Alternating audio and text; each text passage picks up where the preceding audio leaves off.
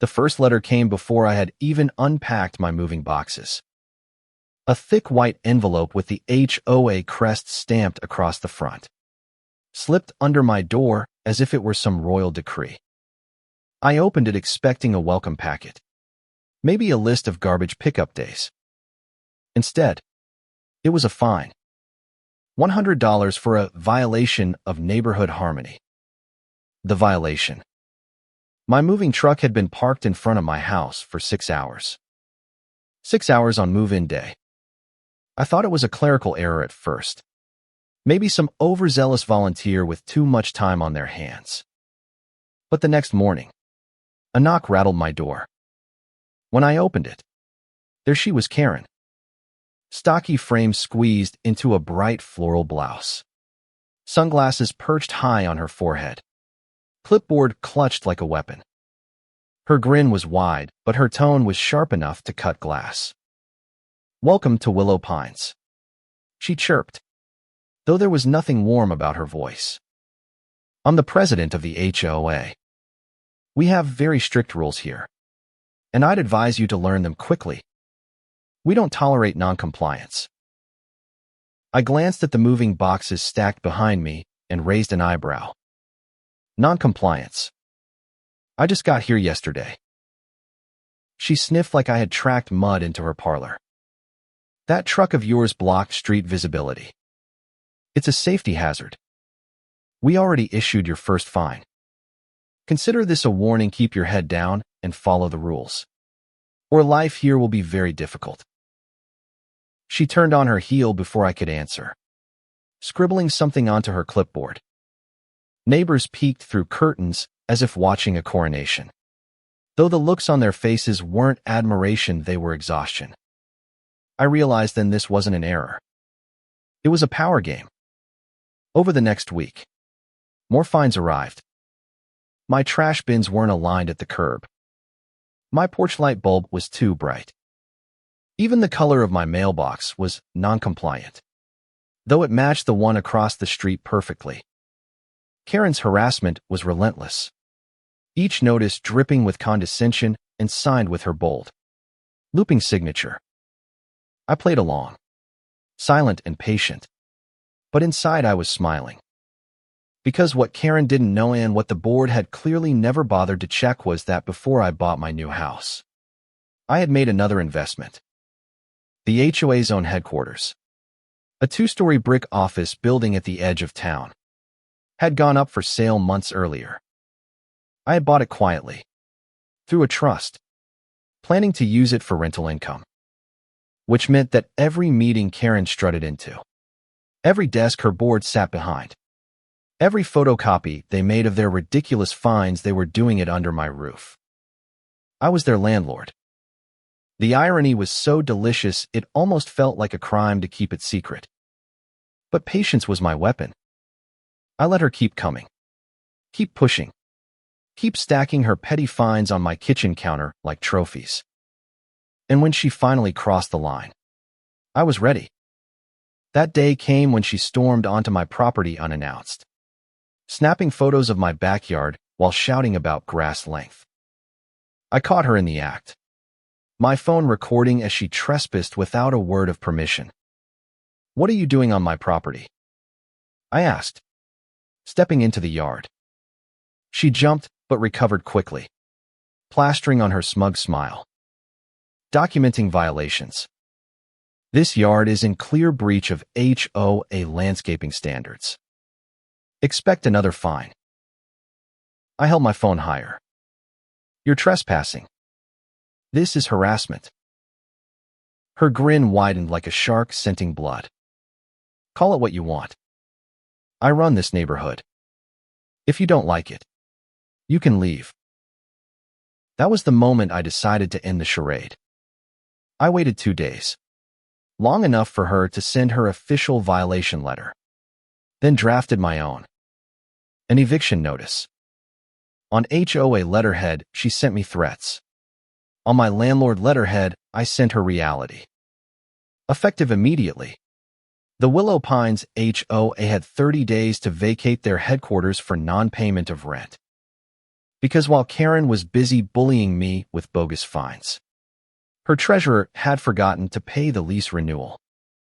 And I, as their landlord, wasn't feeling generous. The day she received the notice was the first time her composure cracked. Neighbors said they saw her pacing in front of her house, phone pressed to her ear, screaming into the receiver. At the next HOA meeting, she marched into the office building, rallying her board members to fight back only to find a notice taped to the door, signed by me, declaring them delinquent tenants.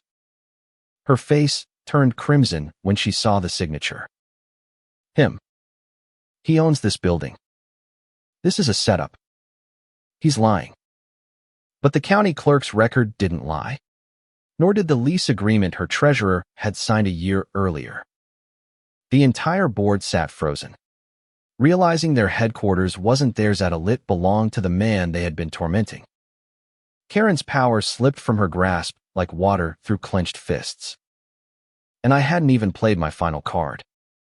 The silence in that boardroom was worth every petty fine, every smug smile, every fake violation she had slapped onto my door. Karen's pen slipped from her hand and clattered against the table. Her fellow board members stared at me like I had materialized out of thin air. I stepped forward, calm as a preacher, and laid the lease agreement on the table for them all to see. My name, bold and undeniable, sat on the line marked Landlord. You've been tenants of mine for 6 months, I said slowly, savoring every syllable. And in that time, not only have you harassed me personally, but you've also failed to pay your rent. By law, you now have 30 days to vacate. Unless, of course, you'd like to negotiate new terms with me. Karen's face contorted. She slammed her palms on the table, leaning forward like a cornered animal. You think this is funny? You think you can walk in here and pull the rug out from under me? I am the HOA. I decide who stays and who goes in this neighborhood. The irony was so thick it nearly made me laugh. No, Karen. I decide who stays and who goes in this building. And right now, you're late on rent. Her board members began shifting uneasily, murmuring to one another. One older gentleman cleared his throat and said, Karen, he's got us. We can't fight this. But she rounded on him, eyes blazing, spitting words like venom. Shut up. You're all cowards. We can sue him. We can drag this out. That's when I pulled out the second surprise. Actually, I expected you might try, which is why I've already spoken with the county court. Here's the official eviction filing. And just in case you think you can intimidate me with more fines, let me remind you that I have recorded proof of you trespassing on my property, issuing fraudulent citations, and attempting harassment. The fines you sent me. I dropped the stack of envelopes on the table. Legally meaningless. But your actions, those have consequences. The room fell into stunned silence again. But this time it wasn't disbelief, it was the dawning realization that Karen's reign of fear was ending. And then came the twist no one saw coming. One of her own board members, a quiet woman named Janice who had always sat in the corner with her arms crossed, stood up. I've had enough, she said firmly, her voice shaking but resolute. I've watched you bully this neighborhood for years. You promised us control. You promised us respect. But all you've brought is shame. If he owns this building, then maybe it's time we listen to him instead of you. Karen's head snapped toward her like a whip. Traitor. You're nothing without me. But the board members weren't listening anymore. One by one, they slid their chairs back, leaving her isolated at the head of the table. For years she had used that position to tower over others. But now it was just an empty throne surrounded by people who no longer believed in her. She tried one last desperate move. You'll regret this, she screamed, pointing at me as officers entered to serve the eviction notice. I'll ruin you. I'll take everything from you. But her voice cracked under the weight of her failure, and the cameras caught it all. Neighbors had gathered outside the building, watching through the windows, phones raised high. By the time she was escorted out, her shouts of defiance had already become viral entertainment. The self-proclaimed Queen of Willow Pines reduced to a meme. Hashtags mocking her arrogance spreading faster than wildfire. The board dissolved within a week. The building reverted fully under my management, and I rented out the offices to a local community center that offered tutoring and after-school programs for kids. Where once there had been fines and threats, there was now laughter and opportunity. Neighbors who had lived in fear of Karen's clipboard finally felt the weight lift. People threw block parties again, shared barbecues, waved at each other without worrying about being cited for improper fence height. As for Karen, her downfall was as bitter as it was public. Lawsuits piled up.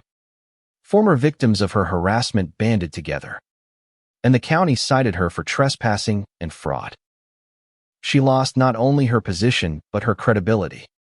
Her finances drained by court fees she could no longer dodge.